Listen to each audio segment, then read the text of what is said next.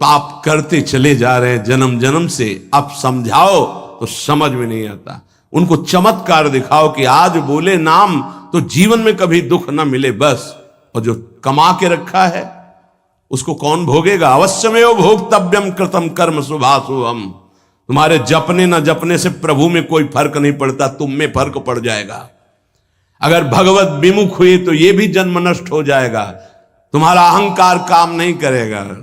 अभी मानव देह मिला, कर लो थोड़े दिन अहंकार, इसके बाद पता चल जाएगा। इसलिए अहंकार छोड़ो, शास्त्राज्ञा, संत आज्ञा, गुरुजनों की आज्ञा का पालन करो, जिससे तुम्हारा हृदय महान हो जाए। उस महान को प्राप्त करने के लिए हृदय महान चाहिए। तुम्हारा स्वरूप ही है आनंदमय। जीव सहज सुख त्यागे, सहज सुख राशि। तू अपने को नहीं जान पा रहा, इसलिए देह भाव से पापाचरण कर रहा है। अरे सावधान रहना चाहिए। दूसरे की निंदा सुनने मात्र से उसके सारे पाप हमारे ऊपर आ जाते हैं। कहीं पर निंदा हो रही हो तो वहां का सिद्धांत है, कान में अंगुली डाले, राधा राधा, कान में इसलिए कि अब दोबारा शब्द ना पढ़ पावे, और वहां से खड़ा होकर चला जाए। यदि सभा में किसी की निंदा हो रही है और वहां आप बैठे हैं तो आपको वैसे ही अपराध लगेगा जैसी वो निंदा कर रहा है, या उसका विरोध करे। जैसे शिशुपाल श्री भगवान के लिए मलिन शब्द उच्चारण कर रहा था, भीष्म जी खड़े हो गए, महाभागवत है, अगर प्रभु के प्रति अब एक भी शब्द बोला तो भगवान ने कहा शांत हो जाओ, तुम शांत हो जाओ, तुम मत बोलो। कुछ राजा शिशुपाल के पक्ष के थे, आवेश में भीष्म जी आ गए। अगर श्री कृष्ण को कोई एक शब्द भी बोले, मेरे आराध्य देव, पूरी सभा के ऊपर पैर रखता हूं। अर्थात हर वीर को ये मैं कह रहा हूं कि अगर श्री कृष्ण के विपक्ष में कोई बोला तो मैं रौंद दूंगा। केवल मैं भक्त ही नहीं हूं, मैं महाबली हूं। त्रिभुवन में कोई ऐसा जोड़ नहीं जो भीष्म अपने स्वरूप में आ जाए। और फिर उसे वही भीष्म जी जब अधर्म के पक्ष में खड़े हो गए, पांडवों के विपक्ष में, वही भगवान पांडवों के पक्ष में तो दंड मिला, 6 महीना बाणों की शैया पर पड़े रहे। अधर्म के कारण परास्त हुए ने। ऐसे महावीर महाभागवत को कोई परास्त कर सके असंभव। परम पावन गंगा जी के गर्भ में रहे, जिन गंगा जी का एक बूंद भी अगर शरीर छूटते समय चला जाए तो परम पद मिलता है, उनके गर्भ में रहे। अगर अधर्म का पक्ष ले लिया गया, अधर्म हो रहा है, सभा में बैठे हैं, तो उसी समय तेज नष्ट हो जाएगा, पुण्य नष्ट हो जाएगा, पाप का भागी बनेगा। जैसे भीष्म जैसे महापुरुष को भी बनना पड़ा। सभा में उधर ही बैठे और वहीं ही महाभागवतों की निंदा और अपमान हो रहा है। खड़े होकर चले जाना चाहिए, जैसे विदुर जी खड़े हुए और छोड़ दिया, आज के बाद तेरा अन्न नहीं पाएंगे दुर्योधन, इस सभा में नहीं आएंगे। जिस सभा में धर्मात्माओं की निंदा हो, सभा का त्याग कर दे। एकांत फूस की झोपड़ी बनाकर रहना पसंद, भिक्षा मांग के खाना पसंद, अधर्मियों का अन्न नहीं, अधर्म सभा का सेवन नहीं। तो भगवान विदुरानी जी के घर गए थे। पर निंदा सुन श्रवण मलिन, बचाना चाहिए श्रवणेंद्रिय को।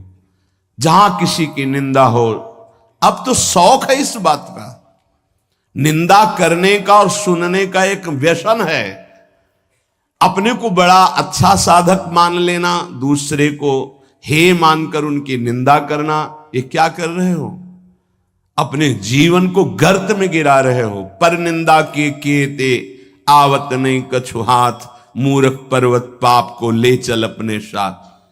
बचन दोष पर गाए, दूसरों की विषय की चर्चा करने का समय कैसे मिलता है लोगों को?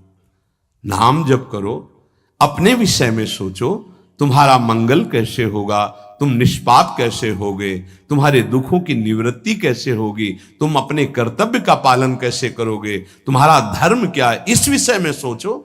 दूसरों के विषय में बोलने की हमारे पास समय वृत्ति कैसे है? ना तो वृत्ति होनी चाहिए ना समय।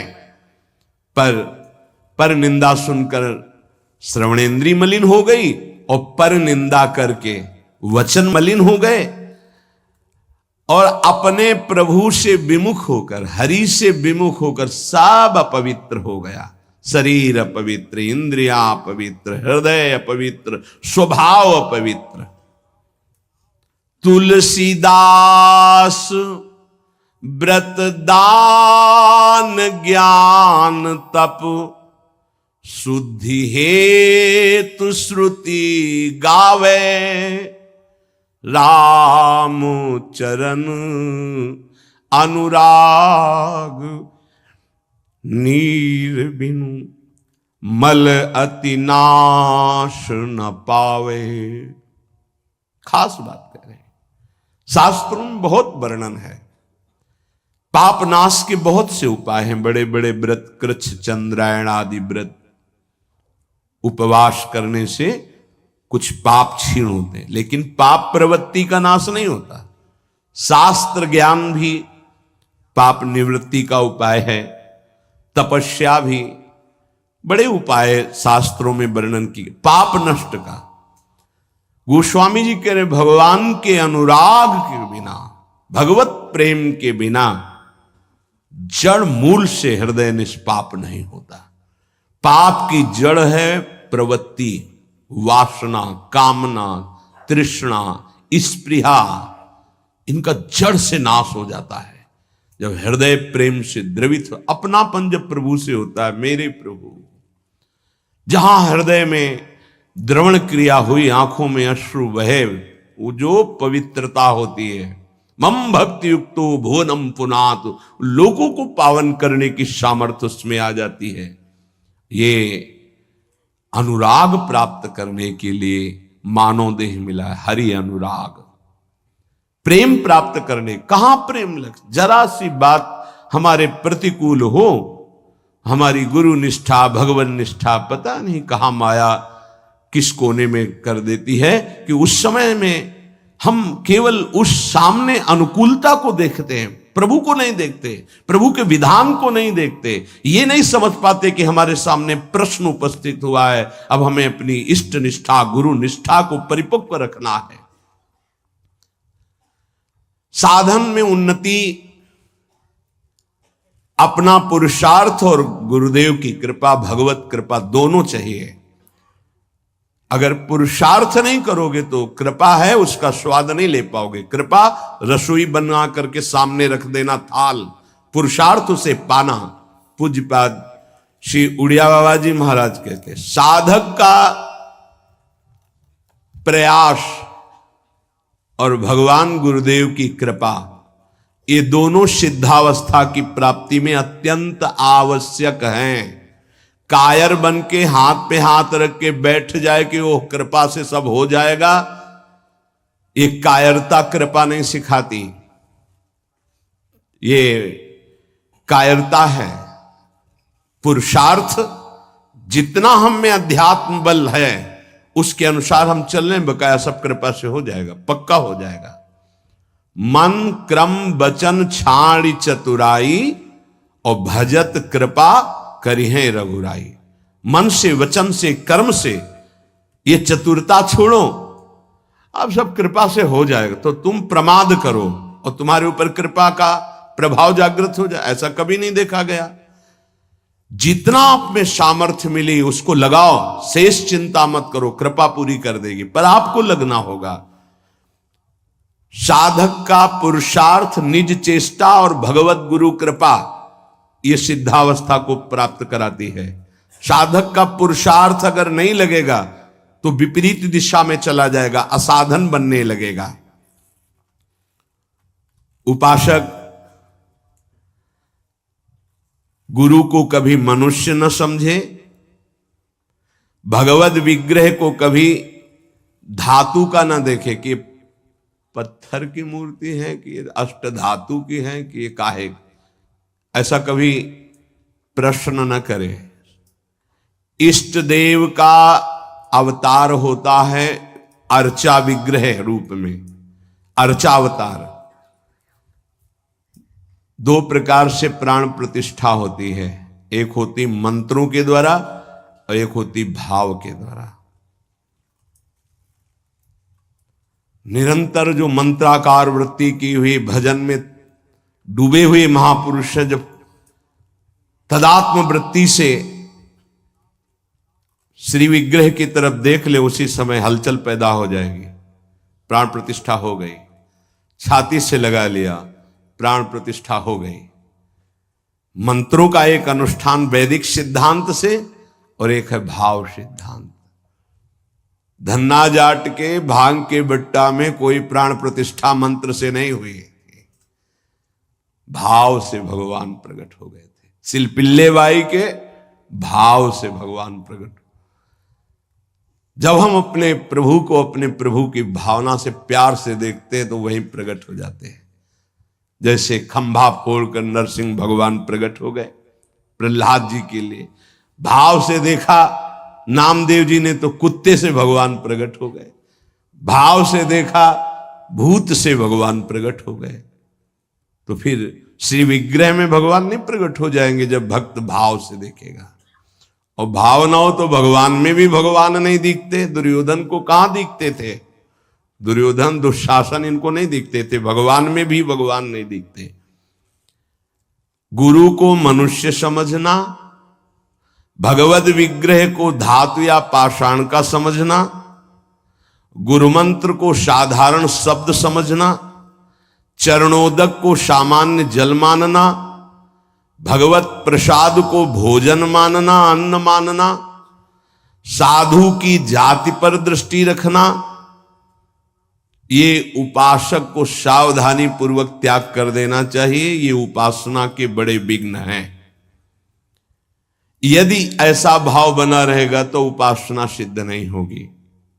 कभी कभी चूक हो जाती है। प्रसाद में अन्न या फल दृष्टि नहीं रखी जाती, सिर्फ प्रसाद। और वैष्णव पद्धति है, प्रसाद का किनका मुख में अगर डाल लिया जाए तो कोई भी व्रत भंग नहीं होता, चाहे निर्जला ही क्यों न हो। भगवत प्रसाद में ये भाव नहीं रखा जाता कि ये अन्न है या अमुक वस्तु है, नहीं। प्रसाद में यदि भोजन अन्न वस्तु, आज अन्न है तो कल प्रसाद कैसे हो जाएगा? प्रसाद तो सिर्फ प्रसाद है और उसका किनका डालने से हर व्रत की पूर्णता होती है। चरणामृत, जैसे जो लोग नहीं जानते, वो जब बटता है तो बोले थोड़ा जल हमको भी दे दीजिए। जल नहीं है, चरणामृत है। चरणामृत को जल समझना, प्रभु के सामने जाकर के पूछना ये मूर्ति काहे की है? पत्थर की है, संगमरमर की है, ये धातु की है, बड़ा अपराध कर रहे हो। ऐसा कभी प्रभु के श्री विग्रह के सामने नहीं। ये संत किस जाति के हैं? ऐसा कभी नहीं। गुरुदेव साक्षात परब्रह्म तस्मै श्री गुरुवे, ऐसा भाव कहां हो पाता है? परब्रह्म परमात्मा भाव गुरुदेव पर हो पाना है तो बड़ी मुश्किल की बात है। यहां तो साधु भाव ही हो जाए बहुत बड़ी बात है कि ये संत है। पूर्ण मनुष्य बुद्धि बनी रहती है। इसीलिए हमको अपने गुरुदेव में आराध्य देव नहीं दिखाते, नहीं तो गुरुदेव अपने स्वरूप को ही तो दिखाने के लिए विराजमान है। इसमें शिष्य के नेत्र की बात है। गुरुदेव तो कृपाल हुए हैं। जब हरिव्यास देवाचार्य जी अपने गुरुदेव के पास आए तो जब शिष्यत्व की बात की तो उन्होंने कहा तुम्हें कुछ दिखाई दे रहा है? बोले नहीं, जाओ 12 वर्ष गिरिराज जी की परिक्रमा। फिर आए, राधे राधे। अब कुछ दिखाई दे रहा है? बोले नहीं, फिर जाओ 12 वर्ष। 24 वर्ष राधा राधा रटते हुए गिरिराज जी की परिक्रमा लगाई। जब आए बोले अब दिखाई दे रहे? बोले हाँ, आपकी गोद में प्रिया प्रीतम विराजमान है। ये अब दृष्टि आई। गुरु को मनुष्य मानना, प्रायः मनुष्य ही मानते हैं। हमें लगता है कि 1000 में कोई 1-2 ऐसे होंगे जो ये भाव हो कि गुरुदेव हमारे ब्रह्म हैं। छवि या मूर्ति विराजमान करके तो पूजा सब करेंगे, लेकिन मनुष्य बुद्धि या बहुत संत बुद्धि, उसमें भी प्रश्नवाचक चिन्ह।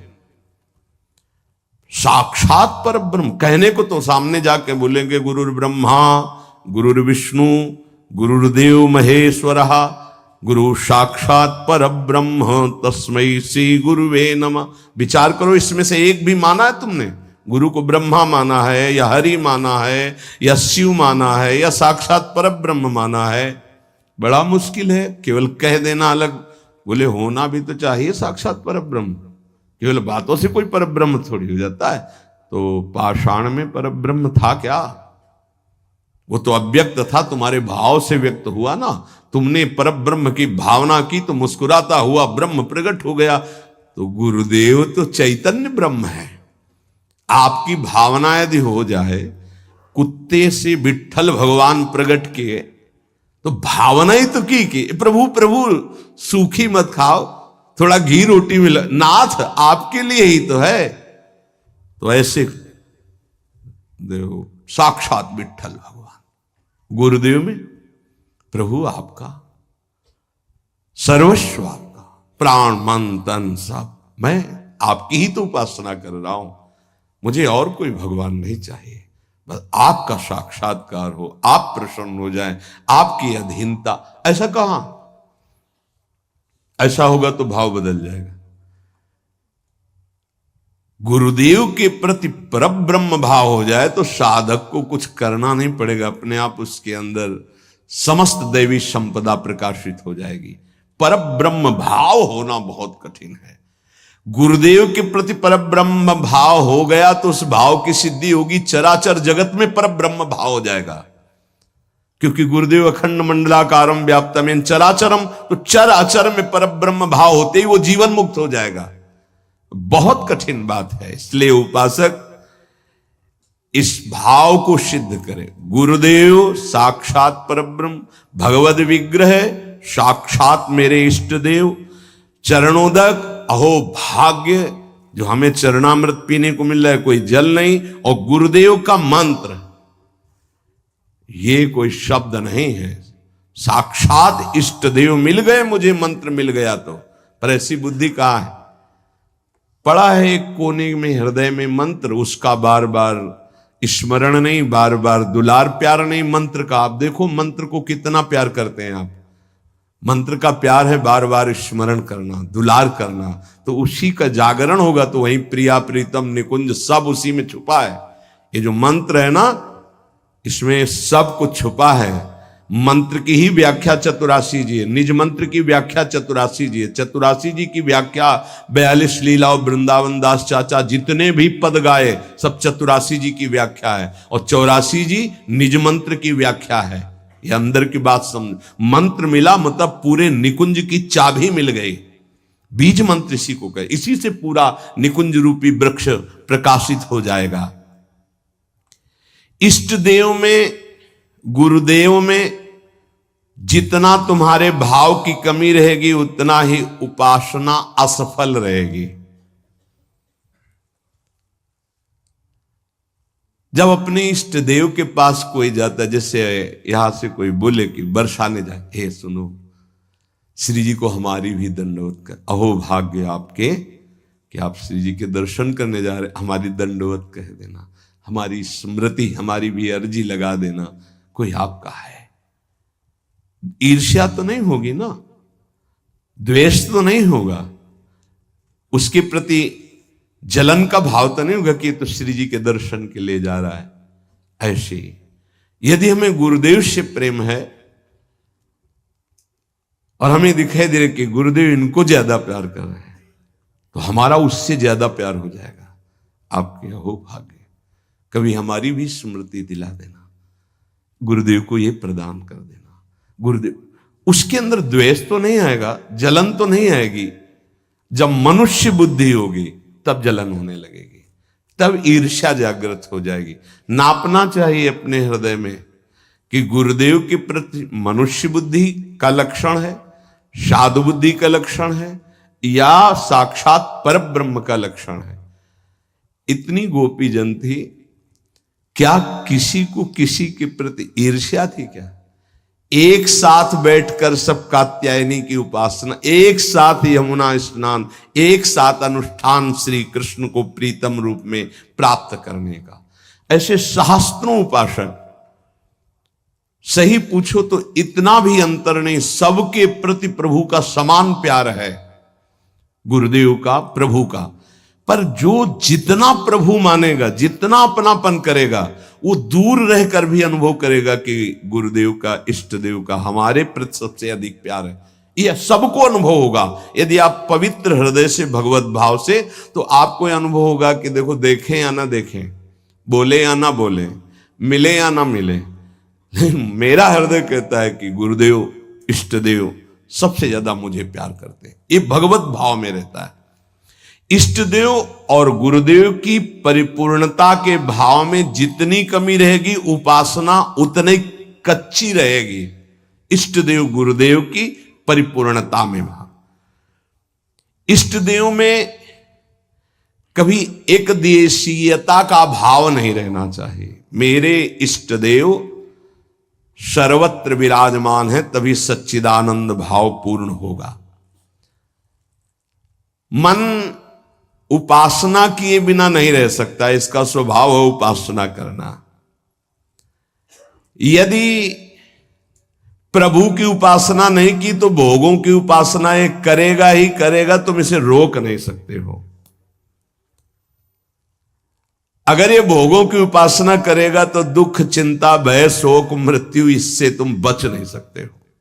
और मन का स्वभाव उपासना करना, ये बिना उपासना किए नहीं रह सकता। यदि प्रभु की उपासना नहीं की तो विषय की उपासना करेगा, इसलिए बचाओ इसको विषय उपासना से और प्रभु की तरफ लगा दो। तो बोले, ये जानते हुए कि ये विषय उपासना पाप कराएगी, फिर भी हम इसे क्यों नहीं रोक पाते? तो श्री भगवान कह रहे हैं कि तुम्हारा ज्ञान तीन तरह से ढक गया। पहला, अग्नि में जैसे धुआं पर अग्नि है, अर्थात ज्ञान है, पर धुआं हट जाए तो सही ज्ञान दिखाई दे, ऐसे पहली स्थिति उपासक की विषय उपासना की तरफ, काम वासना की तरफ जब होती है, उस समय एकदम वो ज्ञान जागृत करने के लिए सत्संग आदि का सहयोग तो बच जाएगा। नहीं, दूसरी आती दर्पण में मल की तरह, अब उसमें बड़ा प्रयास करने पर।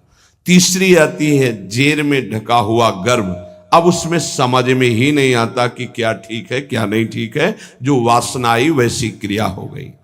आवृतम ज्ञान में तेनो ज्ञानिनो नित्य वैरिणा काम रूपेण कौन्तेय दुष्पूरेणानलेन च। हे कुंती नंदन, ये काम अग्नि है, ये कभी तृप्त होने वाला नहीं है। जैसे अग्नि में धीरे धीरे घी डालो तो भड़केगी, वो शांत नहीं होगी। ये ज्ञानियों का बहुत बड़ा दुश्मन है, तो अज्ञानियों का मित्र है। काम से ही तो सुख का अनुभव करते हैं। संसार में शास्त्रों की संख्या में केवल काम सुख के लिए ही सारा चिंतन है।